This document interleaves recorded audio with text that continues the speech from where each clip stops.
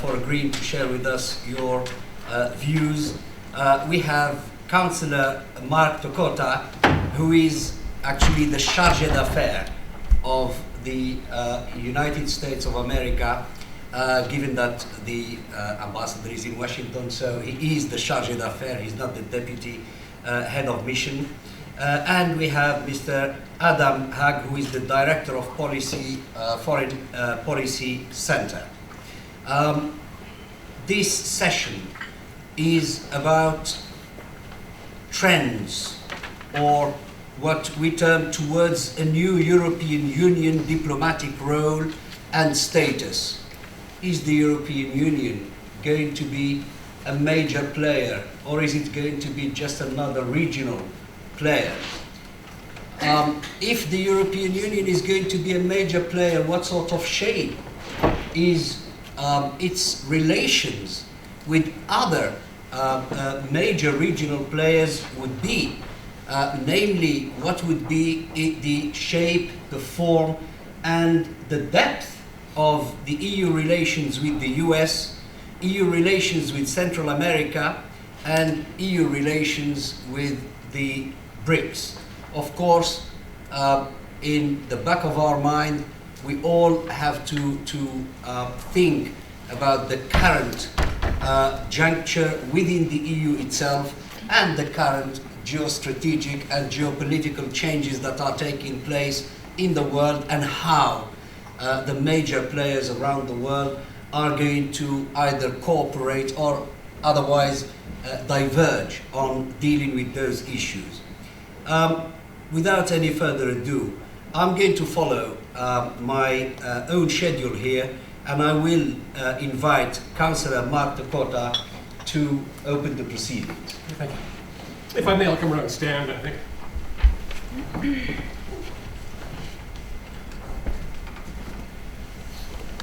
I really like being in the last panel of the last day of a long conference, especially at the last coffee break. Because what it tells you is the people who are left in the room really care about the issues. They're really good people. So I feel privileged to be here with you for a conversation. What I'll talk about is the overall relationship a bit. I'll talk about the Transatlantic Trade Investment Partnership proposal.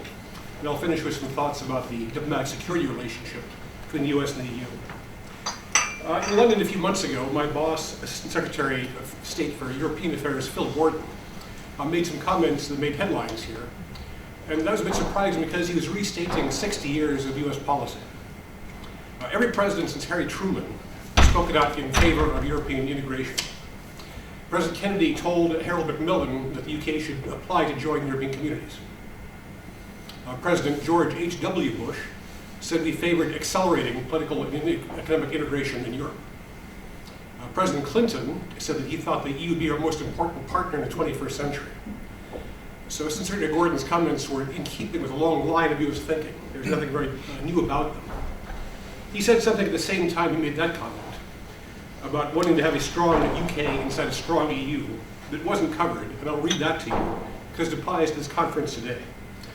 Gordon said, "I would not underestimate the increasing weight of the European Union in the world.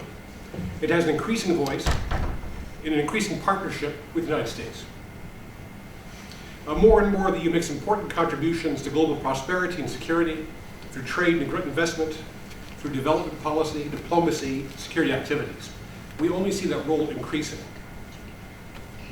Let me start by trying to refute or rebut a little bit the statements made earlier about the turn away from Europe towards the Pacific. Before I came to London last August, I spent 3 years working in the State Department's East Asian Bureau, and we never thought of it in those terms. I think the word pivot may have been an unfortunate metaphor, because it sounds like you're turning away from something and towards something. I'd rather think of it in terms of refocus on the Asia-Pacific region because of its importance, without losing our focus on Europe. We have lots of shared problems between Europe and the United States. Budget deficits, unemployment, Eurozone stability. Those issues aren't resolved yet. We have great confidence that we'll both see our way through them because our fundamentals are sound. We're believers in democracy, trade and free enterprise, creativity, innovation, diverse populations. So the basics of our societies will see us through our problems. I started working on US-EU issues, actually EC issues, in 1981. I was doing trade negotiations. In 1984, I moved to Brussels. This was the pre-Delors era. The Commission president was Gaston Torn.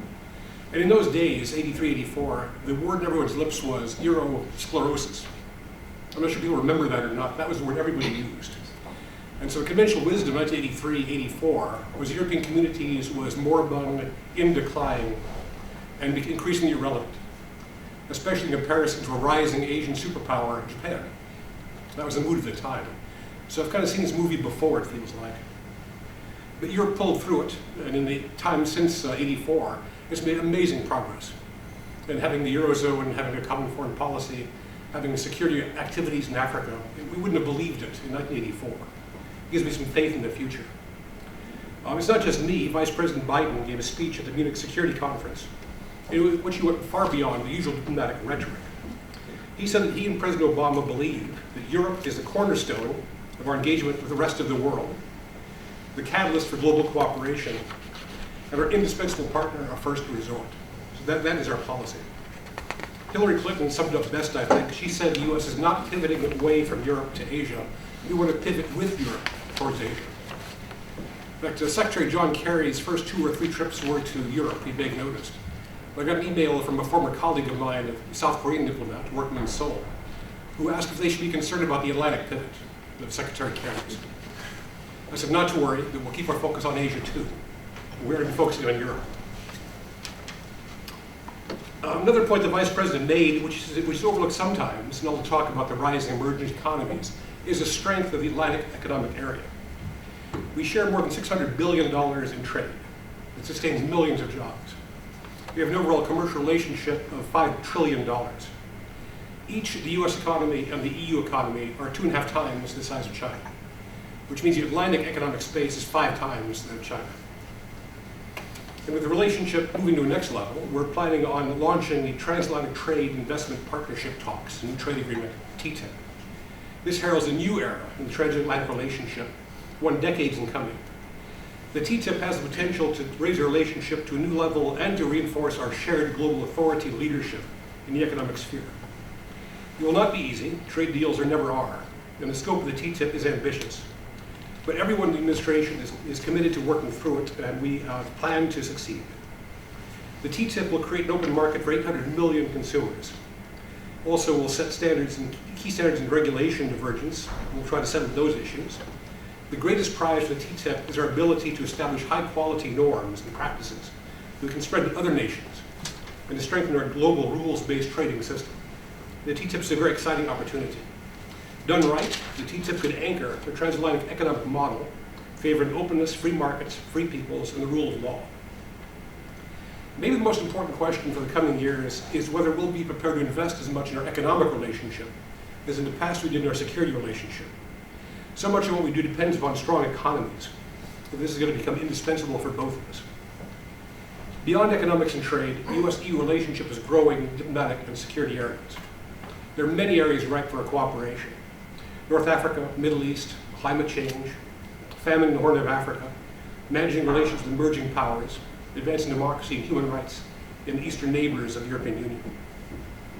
On specifics, on Syria, the United States is indebted to Cathy Ashton and her leadership of the European Union on humanitarian efforts. On Iran, Iran is a convincing example of the EU's growing cohesion and authority in world affairs. The P5+1 initiative, which the EU is leading, is critical if we're to avoid confrontation with Iran. The EU sanctions policy is effective and very well managed, and is proving necessary to get Iran to the table. Now look at the example of the EU's oil embargo on Iran. 4 years ago, the conventional wisdom was the EU had neither the means nor the ability or the will to enforce an oil embargo. Now every member state is bound by the agreed embargo. It's having a significant impact on Iran. Does anyone think you could have 27 European nation states consistently impose an oil embargo without the European Union? On Afghanistan, the EU has contributed €2.5 billion in assistance to Afghanistan since 2002 in concrete areas such as public health, demining, and rural development. On Libya, the EU contributed €80 million in humanitarian assistance in 2011 and is now developing a long-term plan to assist in public administration, media and civil society, and health and education. The EU does not get much public credit for the work it does in humanitarian emergencies, post-conflict and stabilization. But on the ground, we work with them, we see what they do, and they're very good at it. They're valuable partners. So to conclude, I'd like to emphasize, which I shouldn't have to, but I will, the US-EU relationship does not overshadow our memberships, our partnerships with the member states. Every country has a distinctive voice, distinct interests, and individual perspectives. We look forward to close relationships with all of our European member state of the EU allies, as well as with the European Union. It's not an either-or choice. Reality of the world means that we do welcome an increasingly outward-looking European Union, speaking with a strong single voice. We believe this outward-looking perspective has improved since the days of the internal debates about Maastricht and Lisbon. We believe the EU has gotten a bit beyond the stage of having to do pure internal navel-gazing and treaty modifications. Even though it's looking internally still, it's gotten beyond that. It's looking more towards the outside world. We welcome that. Finally, we don't see the US-EU as a closed loop or a closed shop. We can work together to create an even wider Atlantic community. Think what it would be like if we had a community spreading down the east coast of Latin America and the west coast of Africa. As my old State Department colleague Anne Marie Slaughter said recently, this might be an Atlantic century after all. Thank you. Thank you.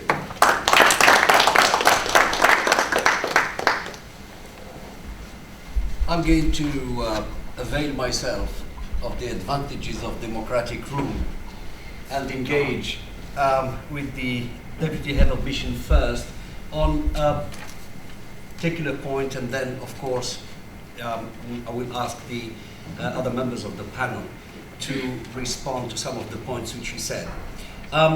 You did focus on the trade issue and on the fact that the future looks a lot rosier in terms of transatlantic relations than people seem to think, certainly on certain panels that we've seen today. But I'd like to pull you back to the defense chapter. And everybody seems to agree that the United States is disengaging somewhat from the overall defense of Europe. And I'd like to know your opinion on that. And if that were the case, whether that would be a translation of a US strategic assessment that Europe is not vulnerable to any real and present